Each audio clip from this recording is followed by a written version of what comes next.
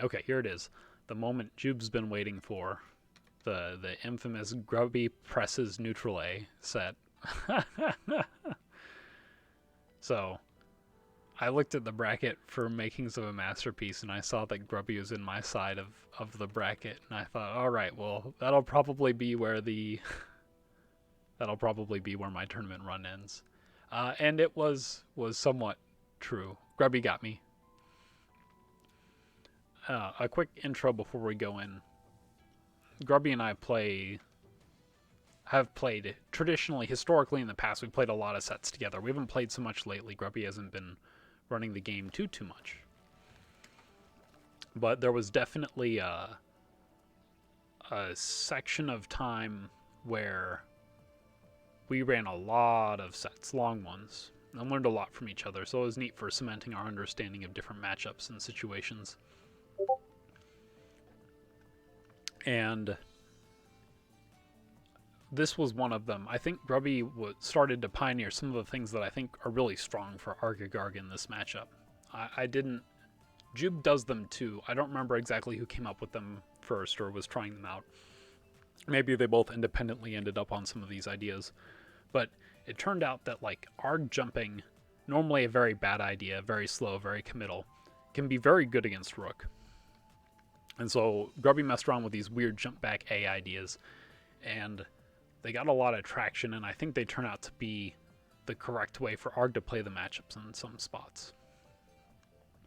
Something I think is true about Grubby from my perspective is that Grubby is really good at identifying high value, like high leverage situations that have very specific difficult counterplay.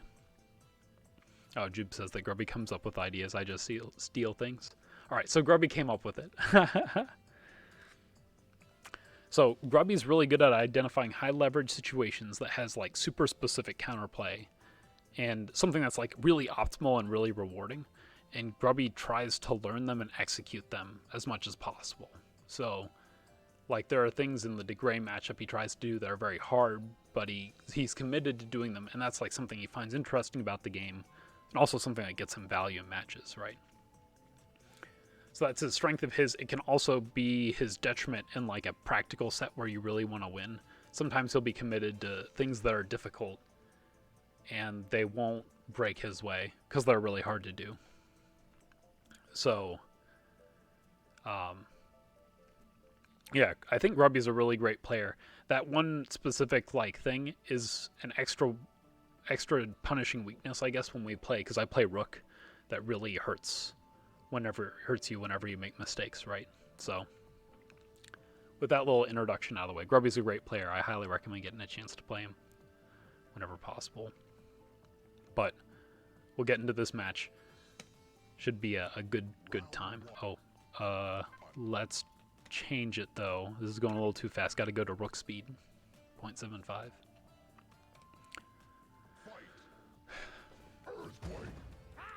So Rook does have an opener against Arg that's just jump back C. I've talked about it in some other spots doing replay reviews. Grubby knows that this doesn't...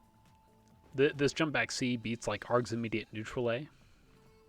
Has upside against forward A too, so it's a pretty good opener if the opponent relies on sort of conventional Arg ideas against Rook. However, I guess I know at one point Grubby knew this lost jump back Earthquake. I mostly wanted to test what he'd do, so he waited to react, and he did a jump A. Like a jump B probably directly punishes if it's done right away, which is on the whole probably higher leverage for Arg. But this sort of marks the start of what the whole set will be about, which is, and not just this set, I guess I'll run back to the usage of Arg Jump A. Look at this. That's like 3 in a row. It's silly. Arg Jump A is a pretty weirdly good move against Rook in that it's a little hard for Rook to contest it. There's not a whole lot you can do on the ground. Thunderclap can sometimes catch the exposed limb, but Arg flips out at like super long range, so it's not very rewarding. And sometimes it hits a a Thunderclap instead, right? So not really big downside for Arg there. Rook's highest payoff is either challenging air-to-air with something like Vines or an Earthquake to catch the arm, but those require Rook to sort of already be jumping. So if Rook's on the ground, there's not a whole lot Rook's going to do. If he does something like Landslide, Arg will poke him and then can cancel to Bubble, which does the second hit after breaking Landslide's armor and knocks Rook down, gets Arg a ton of space. So jump A's are pretty high leverage. It's a little hard to make them actually hit Rook if Rook's not committing to stuff, though. So in this case, he does a bunch. This Earthquake was meant to catch another jump A. It turns out Vines would have been a little better here. I think this was questionable. Vine punish. Whenever you're in this position after doing drill, though, it's a little sketchy. Like committing to a forward A or something right away can leave you exposed to Rook's ground C grabs and stuff like that. Jib says, yeah, it's unbeatable. Look at that stretch. It's true. It's got the reach. He's got them arms. Should play basketball. Arg would be unstoppable. No traveling. He just stretches over and drops it in.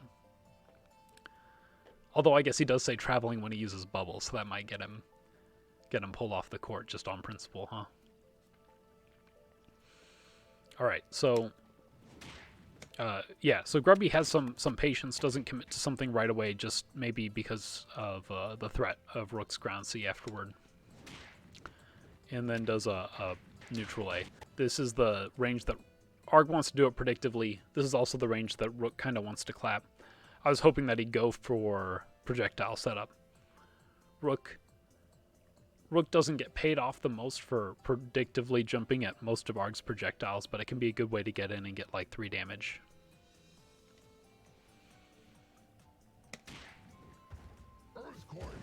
Donk.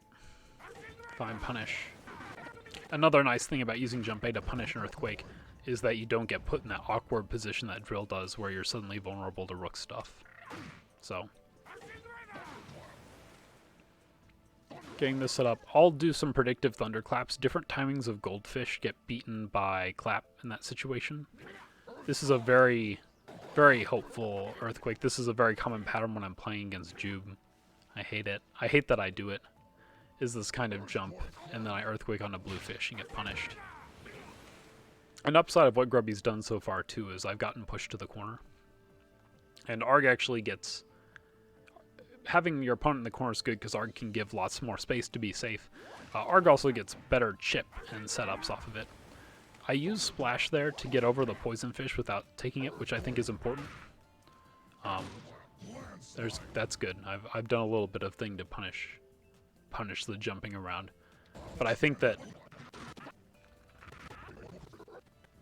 jumping over this, doing this, jump A works out fine. It leaves me in hit stun long enough he gets to jump away. I try to close distance, but here's a great example of jump A's power in action. I do a landslide. I do another one hoping that he's going to commit to some sort of projectile and get blasted, because I didn't react to him getting in the air, I guess. But excellent example of what I was talking about before. Bubble breaks the arm. And then I think I win the round off of this, which is really unfortunate for Grubby, because he worked really hard and jumped a whole lot of times.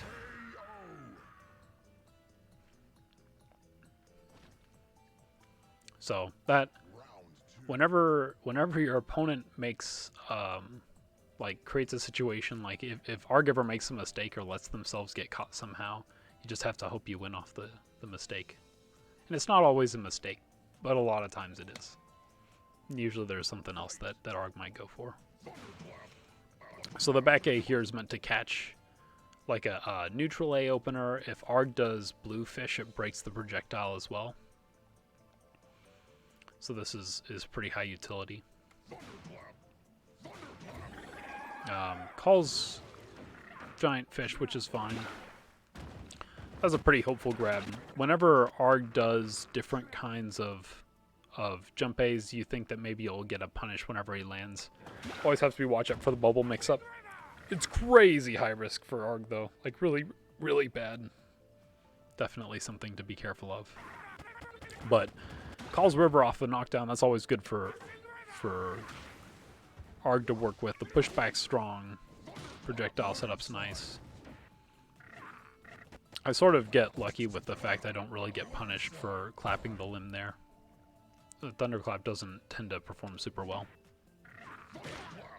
This is a classic situation. You want to clap a predictive neutral A from Arg. Arg doing neutral A's at this distance that I'm trying to clap is Arg's way of preventing Rook from walking forward. Because if Rook can get to this distance, then normal throw, armored throw, things like that become very strong, right? But Arg's neutral A covers about this space, so he can use it as a predictive poke to keep Rook out. And that's how I always thought about it, which is why Rook will stand right here, do back A, try to punish Arg for going for those neutral A's. We're going to see a little later what happens right here is the actual dynamic that I think ends up happening in the future. Grubby has created a new age for Args in this matchup.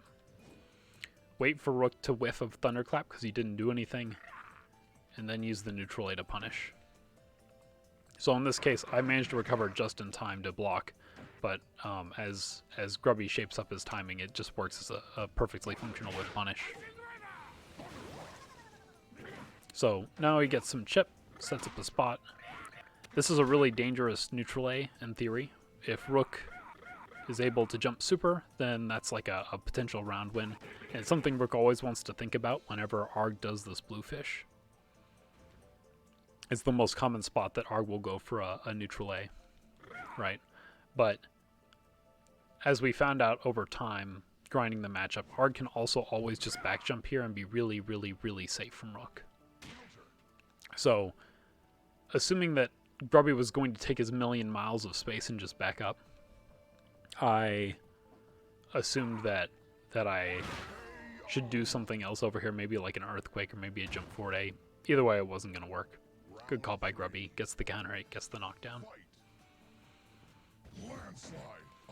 And this is my evolution of the counterplay against the neutral A. If Grubby's going to wait for me to do a thunderclap, there's some point where I hit a distance where he's got to press it on prediction. He's got to commit and say, I'm going to stop Rook from getting any closer. About here, when I threaten the command throw, I'm basically threatening a normal throw too here. Arg doesn't have to do something, but it's really getting to that point where he's going to have to decide to jump to get out of a command grab or do some sort of poke to keep Rook out. If Arg has nerves of steel and doesn't do anything, or I think in this case, Grubby decided to start backing up, he gets to block this for free and throw me into the corner. So, very good stuff from Grubby. I assumed he would break mentally before I did. So, I think that sort of game of chicken is what this spacing will turn into if Arg's going to really lean into this wait for Rook to clap idea. But it doesn't work out for Rook in this case.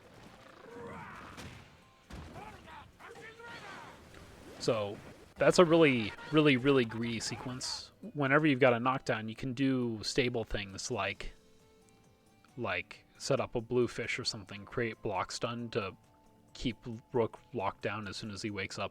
Grubby goes for the greediest sequence possible though, which is poison fish and then a river. I think if I walk forward in ground C here, he just gets punished directly.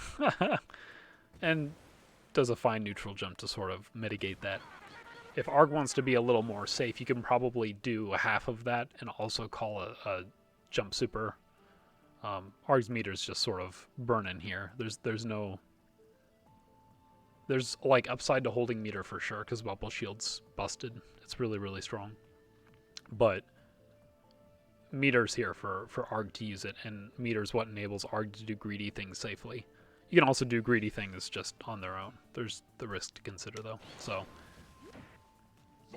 gets out of it, plays this reactive game here, uses it to punish this. I think it would have been reasonable for Grubby to drill back down and get more punishes. This is the kind of thing I think Juke does really well. But it still works out pretty favorably for for grubby. Nice jump back A, and I'm at this point, Rook's mostly dead. I've got meter, so I can catch a neutral A, but grubby doesn't have to do anything. The number of situations Rook has to close distance on to get value is... There's lots of really safe things Arg can do that will likely trade or be safe for Arg, like jump all of Grubby's favorite jumping A things. So you really have to get a good call out to be able to come back in a situation like that for sure.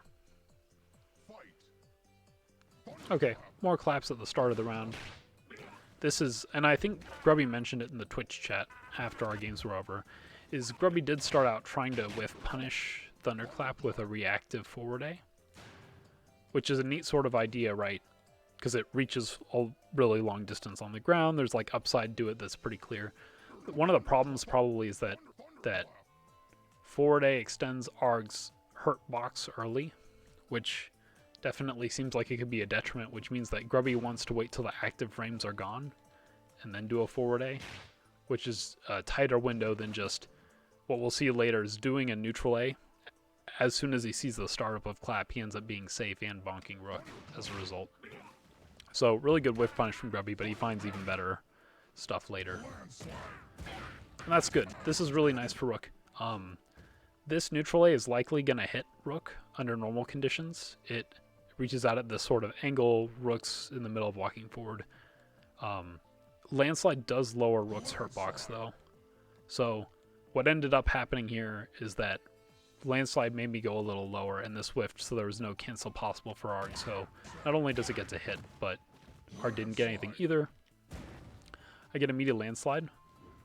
Grubby's wise to not grabbing it, either because of spacing or maybe he's been seeing some of the stuff. He's definitely on the Discord whenever we talked about the media landslide tech in the first place. So at this point he jumps backward, which is fine. I was hoping he'd stay grounded, so I went for a throw. I'm really surprised that I got that back A at all. It was something that was put in before the giant fish came out, but works fine for Grubby in this case. And because the fish moves during hit stop, there's not really anything Rook does to get out of that with the clap committed. Just be happy that you got to hit Arg. Except the position we've got. Questionable decision to jump. Good zoning stuff from Arg. Now, in the last spot that I did this media landslide, Arg could have used meter to throw Rook into the corner. So if Grubby knew that optimization, then I would have been in big trouble. In this spot, Arg doesn't, so this is a genuinely good media landslide. At this point, I'm testing what's going on. Grubby's very consistently jumping back, so later in the set, we'll see me do more jump Bs. Cool idea for a head crush. Certainly high upside if it worked out somehow, but Arg doesn't have to commit in that way. So Grubby's wise to it, does a good jump back A, the least committal of Rook's sort of poking keep out options. That's a good back A. So if Arg's really, really passive, or I guess passive's not quite right, reactive in this way, then a back A at the range where it actually forces a block on Arg is okay. And it's okay mostly because the C cancel would, I think, catch Arg if he didn't jump here. And his jump is slow enough that landslide is actually a legitimate cancel option. Some characters, Rook, Lum, even if they block a landslide, they can just sort of jump. Or sorry, even if they block a back A, they can jump and get out of the landslide setup. But Rook's not, or Arg's not one of those characters, so I could have made maybe a better decision here. But in this situation, this is predictive back or predictive neutral A. This is the risky one. Works out well. Now Grubby's committed to doing it over and over again, and that's kind of what leads to this sort of punish situation. Rook doesn't get anything better off of this. Rook really wants a counter hit back A, but you can see my sadness that it doesn't reach. And then I don't play around the fact that he's got both bubbles. Just being patient and blocking would have been a huge blowout. I could have even blocked after I whiffed my throw, but that was an unfortunate bubble in the air too. It's pretty clear that Arg wanted a goldfish, and I think you even see it pop up later. Purple shirt mentions the hardest of reads require the strongest of wills. It's true. It's true. That's why. Oh, look at that twitchy mustache tendril from Arg. That's why some characters require a will of steel and some people play Valerie. Just saying. Just saying, Damian. That's a joke. Although I think the times Valerie has to predict is hard. I'll see you around, Axe. Oh, this is good. So this is the thing that does combo. I didn't get the confirm cleanly, but this is the kind of thing Rook wants to get, where I've got Grubby in the corner now and I get the mix-up that I flub, but luck out. So the twitchy whisker. Round 6. Fight. Earthquake. Okay, here's the whiff punish on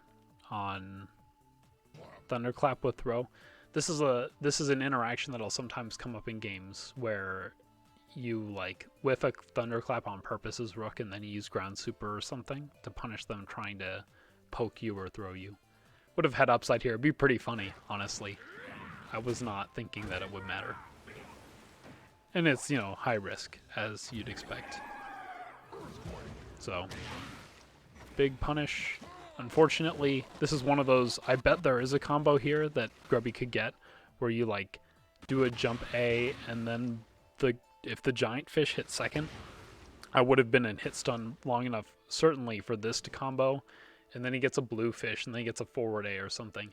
So this was like setting up to be a 4 damage combo or something, but because the order it hit in was unfavorable, I get to panic super my way out. Poor Arg. It's really unfortunate. So I set up the mix here. That was a good block from Grubby. I don't think he has to. Surprised that crossed up. I think it might have crossed up because he was holding forward. Sometimes your cross-ups are like self-fulfilling prophecies, is the way it turns out. But good blocks. I'm hoping that he makes a mistake at some point. He held out, got the Yomi though, and that I think is going to seal the round. Full meter for Arg, Rook on 4. It's a difficult position. Set up the meaty. That's a pretty fake setup because Arg should use super there. Real sad thing for Rook. Oh, sorry. Just the throw whiffing here. It's what you want to have happen, but worked out for Grubby, and the trade there is pretty favorable for Rook. In this spot, sometimes your opponent makes a mistake and you want to capitalize on it.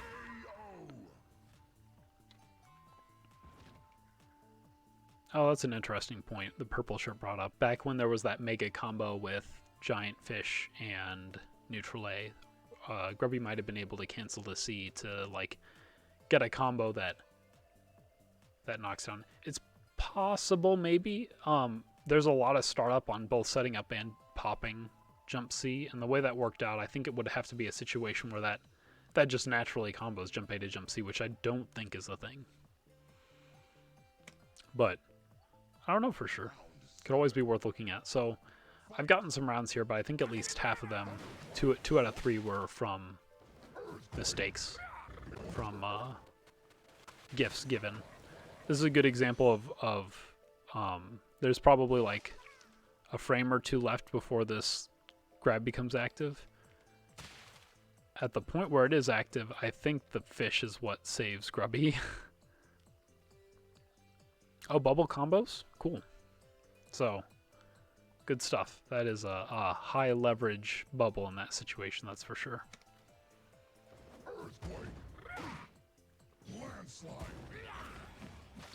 Here's another good example of bubble doing what it should, which is turning jump A into the most fearsome weapon in Arg's arsenal. Against armor, that is. There's another good use of goldfish, the hit stop, preventing the command grab from going through. Landslide. Landslide. This is me wanting to bait out a bubble from Grubby. If I was braver, then we'd be very close to closing out this game. But good sequence from Grubby closes it out. Like a predictive thunderclap could have paid me off. There was some risk associated with what Grubby did there. In fact, a predictive back A that counter hit would have killed Arg there. So there's still things for Rook to work on. We'll keep going to the next one, but I like the decisions. Like, Grubby's not hyper focused on different zoning tools, but he's getting really good leverage out of the jump A's that are safe and the different conversions off of them, which I think is really significant. And like half of his round losses, two-thirds of them, were from sort of like dubious, execution results, which is unfortunate. So like, if those go away, it's just a total shutout, right? Fight. Earthquake. Landslide. No, Rook speed.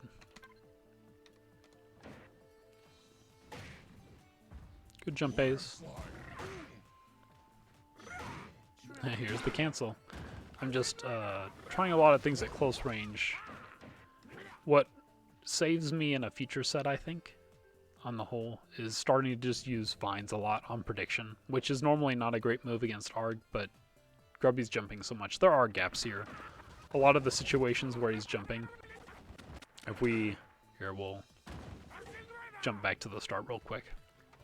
If we look at all the spots where Grubby jumps, I think a lot of them are situations where that's a reaction. That's good, right? That's a reaction. Clean. Here, if I had jumped and done vines on prediction, it's a bit of a blowout. There's another spot where vines is really effective. So, oh, no, not previous round. All right, my bad. So, the jump A's are mixed between ones that are reactive to what Rook's doing, which are really safe and stable, and then some that are predictive that, in this case, are paying off quite well, but carry some risk. So I think it's good to distinguish between the two.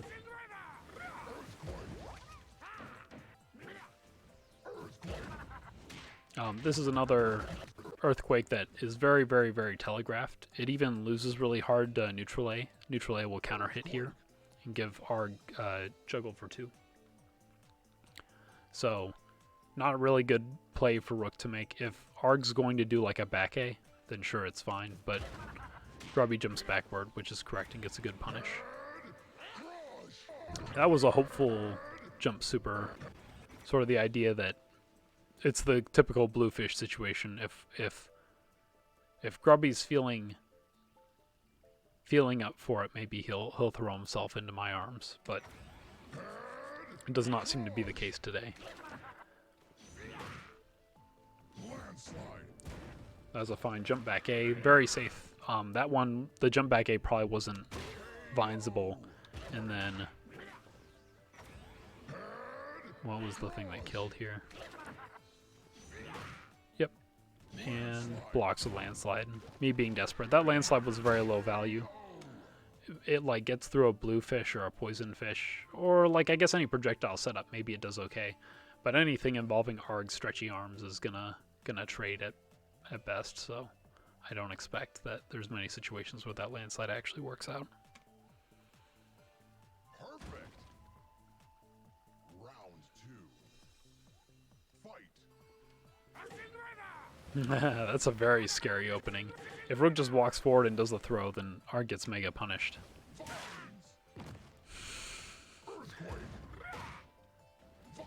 Hey, here we go. So at this point, I think I'm on the train for doing these predictive vines. I did another one there. Good call by Grubby to use bubble. Really high risk if Rook's on the ground. So hopefully it was one of those where he saw me jumping and decided, no, that was definitely predictive. It worked out though. Like, prediction isn't bad. It's just good to know what you're committing to. So there was some risk, but it was good against basically any other option I was going to pick. So good understanding of what was motivating me and what I wanted to do. At this sort of range where this neutral aid or this jump aid doesn't quite work out, it might be one of those where like an immediate drill on prediction. Oh no, it was just a late jump. Is why I was able to block. Sorry. Let me jump back a little bit. Whenever I'm on the ground like this though, I don't think this jump is very high value. This is where Rook needs to be disciplined and stay to the ground. Use claps to punish, use claps to try and get a counter hit, something like that. That was a really lucky earthquake. This matchup puts a ton of pressure on the Arg player to react to a lot of things and also input a lot of drills and be very, very, very active. So sometimes sometimes it can happen where your opponent misses. So there's some value. It's not something to count on though. Too bad about missing this throw though. That would have been very good.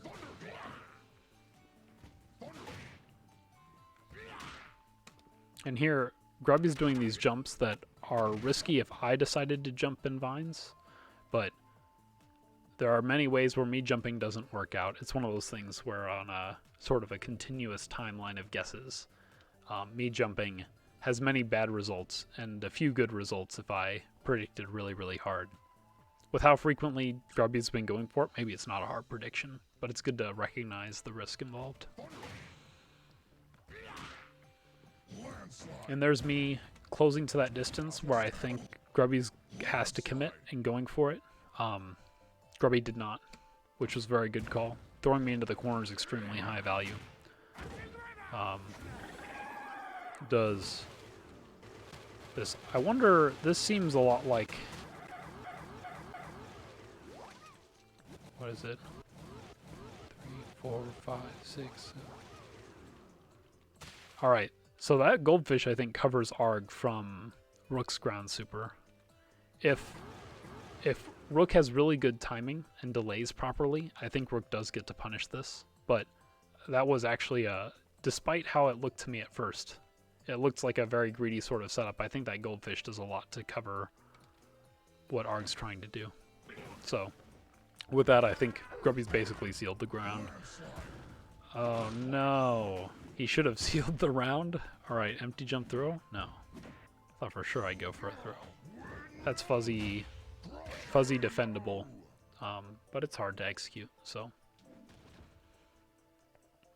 Understandable to have it work out in Rook's favor, but Rook shouldn't be able to rely on it. Let's watch that again real quick. Wow, good job, Rook. What's gonna happen next? Aww. Too bad. But in this case, it works out.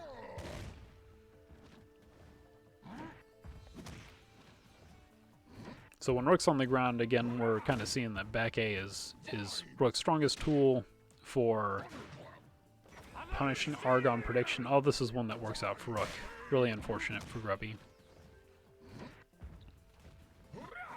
Yeah, nice poke. This was a vines that was meant to catch him. It didn't quite reach, which is unfortunate. The jump here isn't very well advised, but I figured Grubby was going to pop right away. So whenever I do this vines here, it's not a vines that is very good, I think. It, like, worst case scenario, if Grubby's blocking and not popping bubble, then he blocks, throws me in the corner, still has bubble shield up, and has really good chances of getting out even at 1 HP with the round. But twist of fate and all of that, the spacing worked out so that when Grubby walked forward to try and ensure that the bubble would work out, vines ended up crossing up, which is just a weird thing to try and block. You can see Grubby turned around to try and swap the other way. Yeah, Jube says, ew, Rook comebacks. They're sad. I feel bad for Arg. Like, it doesn't feel good to get grabbed. Now that's nice. Who's the grappler now? Arg just walks up and gets a throw.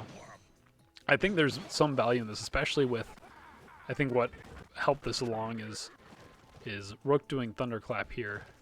I walked forward first, so there was lots and lots of time for Grubby to go for that kind of punish.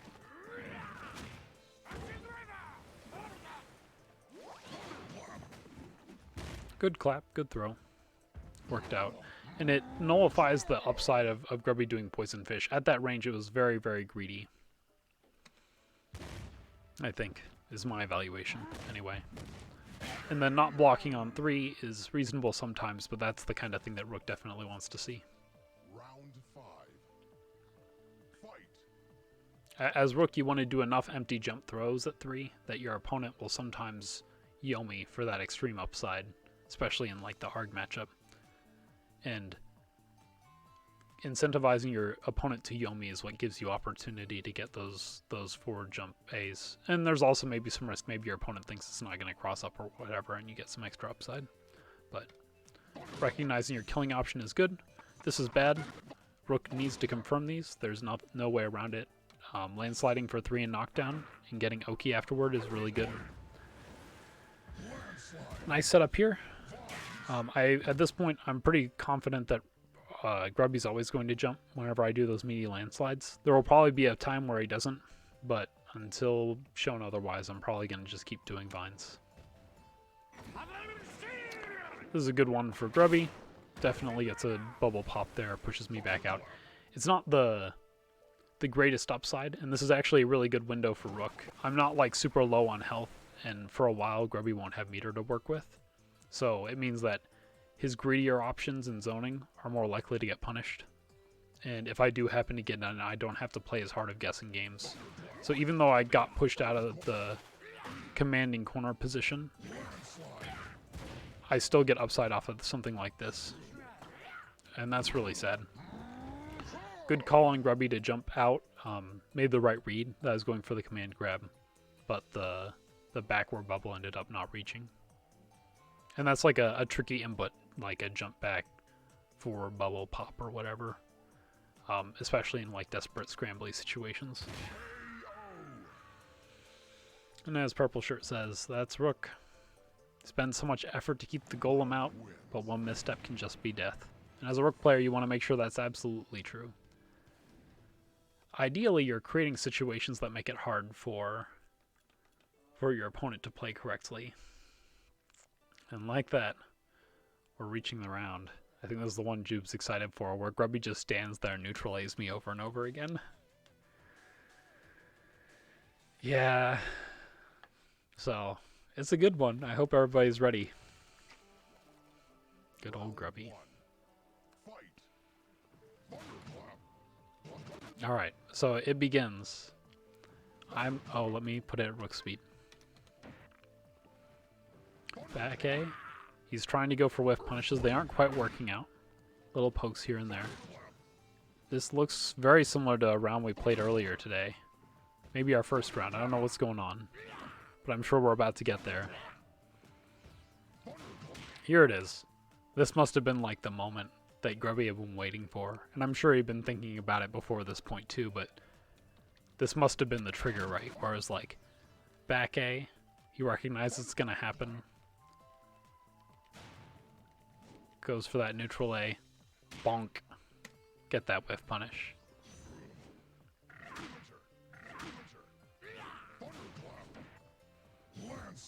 It's all about that neutral A. Good punish on the landslide. No time for the C cancel, maybe. I'm down to 3. We haven't quite reached, apparently, the point wherever it's just neutral A, but I'm sure the seeds have been sown, right? This is a high upside Yomi. I want Yomi I want to throw because it's the best knockdown to set up for life. And Grubby correctly understood my incentives and intention. So if I wanted to sort of be on the next level, I would need to understand how Grubby's adapting his decision making, right? So in this case, Grubby was on the right level, predicting what I was thinking. I needed to go a step beyond in the Yomi layers. Good super. A quick note, did he do a neutral jump here? He did. No, he did a back jump. Alright, the direction Arg goes after doing the super depends on the direction of his jump. So if he does a backward jump, he ends up going further back after doing the super. Maybe the fact that it was a Kara just makes it so he doesn't travel as far. There might be upside to doing a non-Kara jump super in some cases because I think it lets Arg sort of have a bit more of a getaway, because this is a really sketchy spacing. This is the kind of thing that I think Rook could reasonably throw Arg for trying to do. I'll have to look out for that in the future. Not a good Earthquake. Grubby had already started River. It wasn't going to catch anything. This is an okay Landslide, but the critical difference between this and the ones that work is that the moment I guessed on Landslide, Grubby was already like 10, 15, 13 frames into the neutral A, something like that.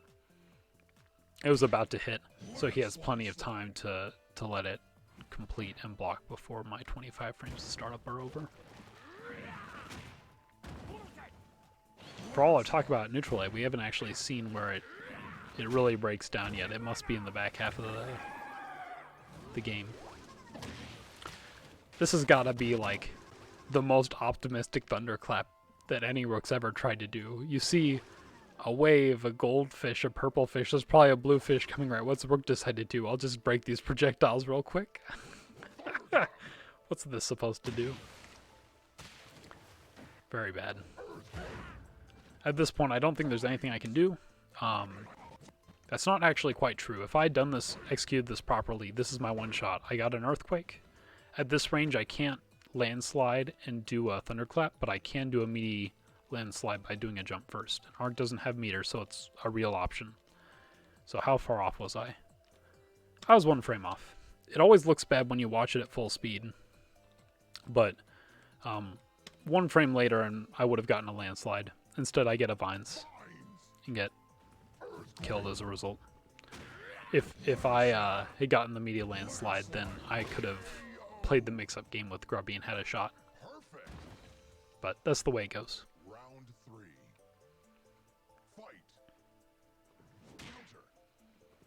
Fight. Okay, here we are. We made it to the... Alright, we're going to watch this round and then we'll replay it back, I'm sure. But this has got to be the round where the neutral A is in full force. Predictive. Reactive. Reactive. Landslide. Note, the distance Rook did a Landslide from was not a distance where Grubby needed to be predictive with neutral A. I did it from too far back. So, block. Throw. Set up some projectiles, why not? Get a little chip value. Wait. Predictive. High value super. Really questionable bubble pop. And Rook makes a bad decision here. You know, there's no upside to doing super. Arg had already jumped. So super was maybe like going to catch a jump B or something. And maybe you don't see that Arg's in a bubble, but you don't know that he's not. Anyway, there's not like upside for Rook, for Arg committing to drill, so. Poor decisions from Rook. That might have been the spot where like Arg does a bubble, I block it, and then Rook wins the round, and everybody like shakes their head sadly and says, "That's how it goes sometimes." Arg works so hard, and then Rook gets a throw. But that was a really excellent example. Here, I'm walking into the range. This is the spot where if I do a predictive Landslide, Grubby can be in danger, right? He can't just wait and react anymore, or I might be threatening throw or whatever. So let me rephrase that. This is the range where I'm about to be able to throw Grubby, so he does a neutral A. This neutral A is weak to a predictive Landslide, but it works. That's another one. That was reactive. Missed the whiff punish. This one works.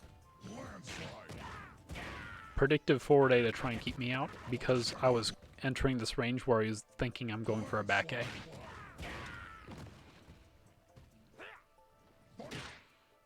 That was really close to just being the end of the round for Rook, by the way. If that counter hits, then that, in theory, should be a cancel Landslide for 4. Good result for Grubby. Good result for Grubby. These are predictive calls. Good call on jumping after the back A. Only on one, so another back A might have even worked, right? But good play by Grubby. Especially that round 3, I think, is a really good example of that whole set felt like neutral A was like the bane of my existence, but really it was that round 3 that I think was a really good example of Grubby's patience and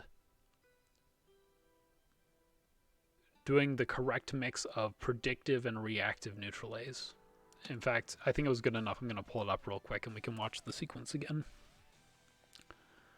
Yeah, it felt like, and this was me playing it too, it felt like neutral A was this wall that like did all of my health and was the unstoppable thing. And I think in actuality it wasn't quite as bad as it was in my head.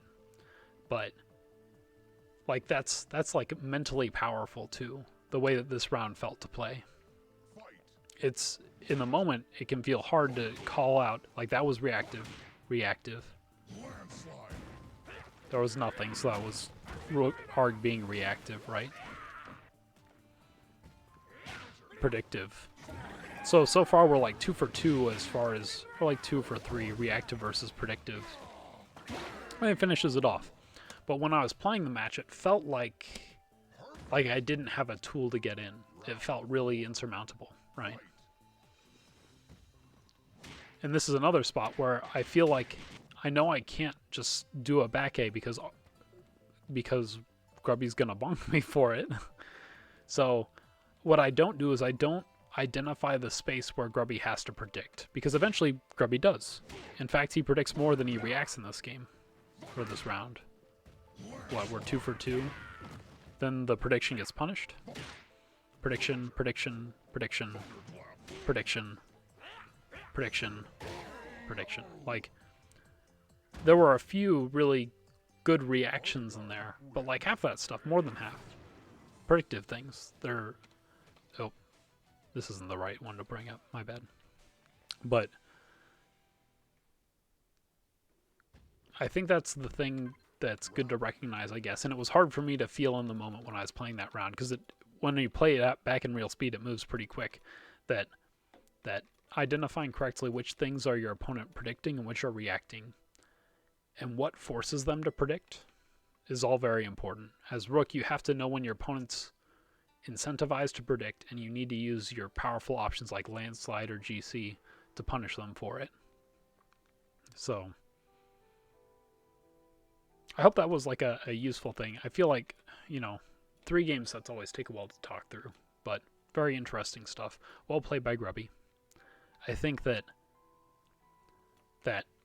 identifying that whiff punish range for neutral A and using it, abusing it, was really effective at getting me to play in a way that he was able to exploit. And after he has a big health lead, able to switch from a reactive playstyle to a little bit more traditional zoning, using super, setting up chip, a little bit of prediction, and it closed out the games. There are still like opportunities for me to win these though, but in the end, Grubby was making better calls, partly because he put me in a spot where I felt like I needed to make predictions that were worse than what I actually needed to do, I think. Very effective. So, let's see. Anything else we want to talk over related to those sets?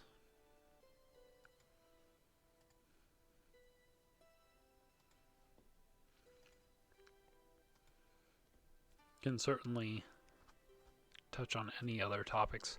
There's a follow-up. The revenge match of me versus Grubby was in losers finals. A little side story. Going later in the tournament, things ended up going well for me. Matches broke my way, but it got to the point where Grubby and Rookhugger were Shobs. They were in winners bracket final. Whoever wins is going to be grand finals. Whoever loses is going to be in the loser bracket finals. And I was thinking, I'm probably just going to lose to Grubby whenever we run into each other again. So I was like, I really hope Grubby wins the winners bracket final, so then I can get second instead of getting third. What a winner's mentality, right? It wasn't overly serious, but it's that kind of thing where I felt like my odds against Rookhugger were a lot more realistic than my odds of getting something against that, especially after getting hit bonked with so many neutral A's. It was very very difficult to come back from mentally.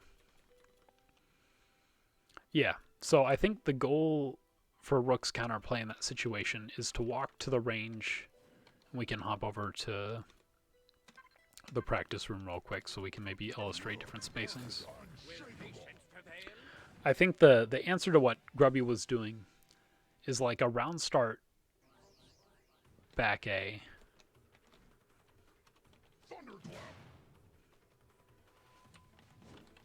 Let's Arg whiff punish like this.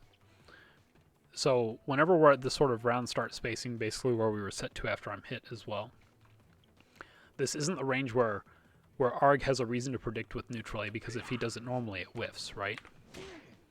When Rook gets within this range, there's upside, but I think even at this range, it might be correct that let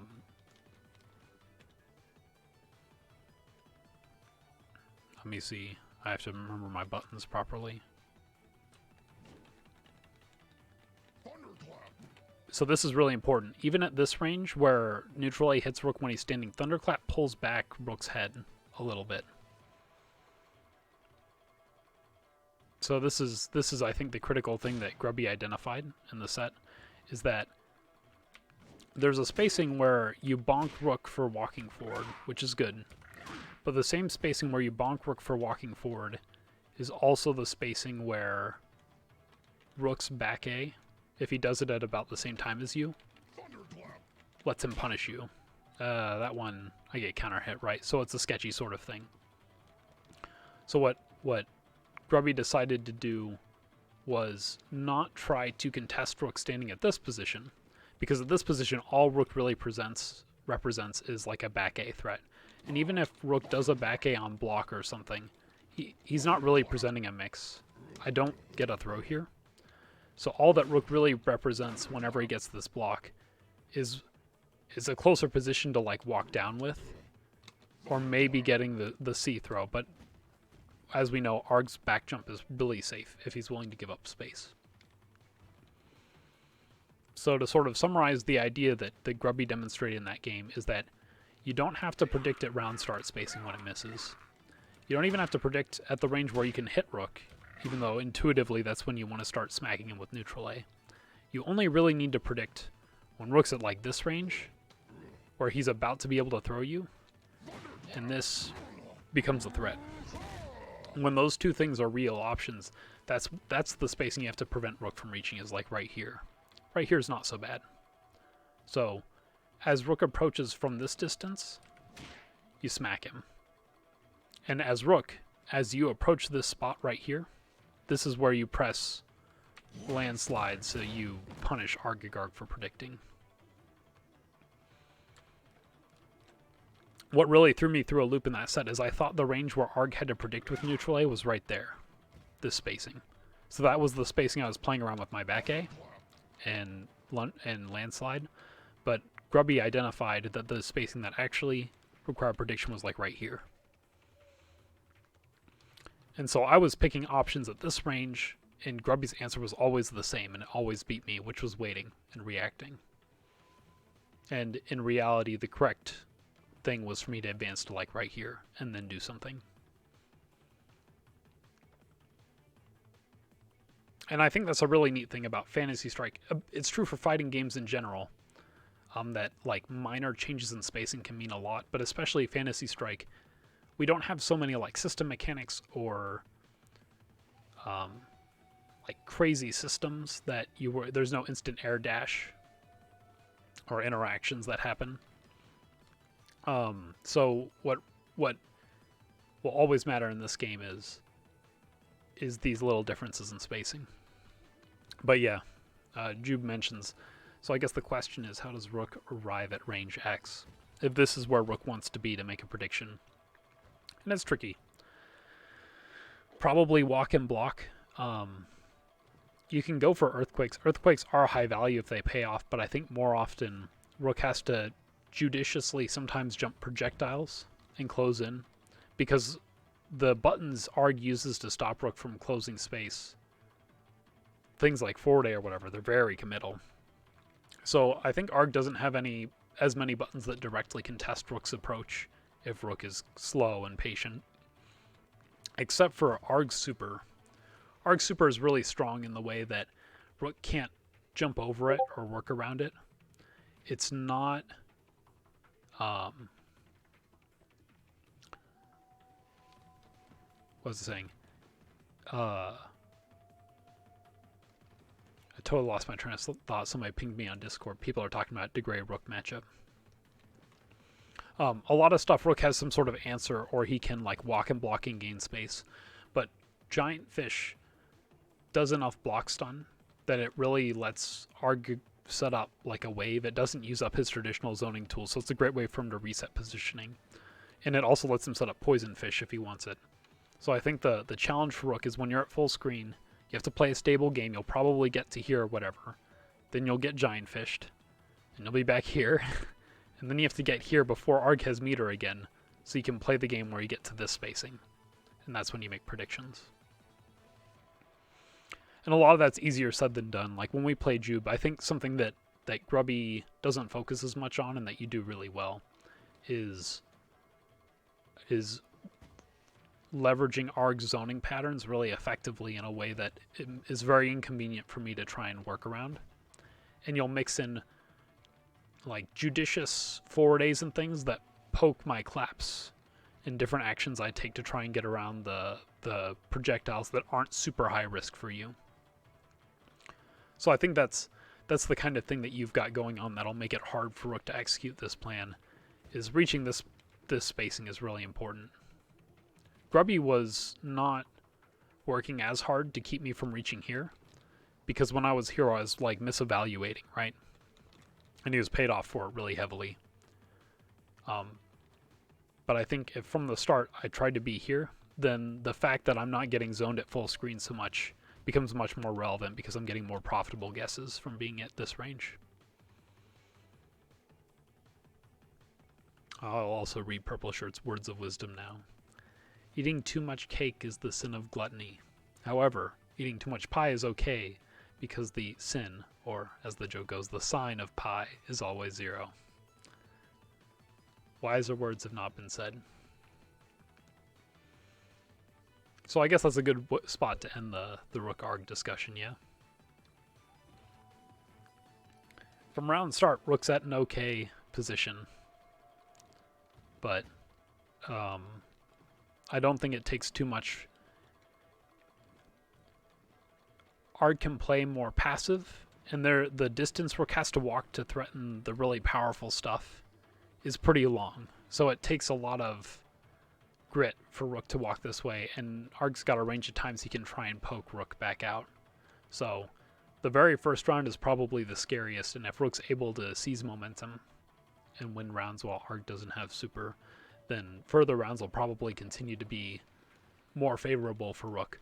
But as soon as Arg has meter to start full screen zoning sooner, it certainly increases the pressure on Rook to try and even reach that round start spacing again. Nor will they ever indeed.